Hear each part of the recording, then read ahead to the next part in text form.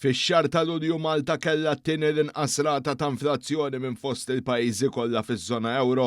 Dan ħareġ mill-aħħar ċifri tal-Eurostat, l-Uffiċċju tal-Istatistika tal-Unjoni Ewropea.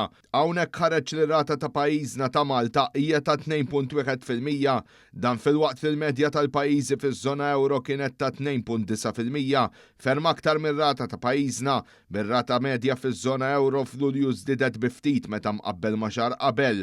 L-uniku pajjiż li kellu rata inqas ta' inflazzjoni minn Malta kien l-Estonja b'rabta ta' 0.1% inqas minn pajjiżna.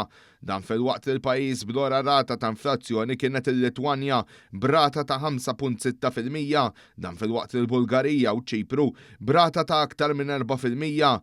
Pajjiżi akbar minn Malta bħal Franza u l-Ġermanja għandhom rati ta' inflazzjoni akbar minn dawk ta' pajjiżna, b'rati ta' 2.4% u 2.8% rispettivament.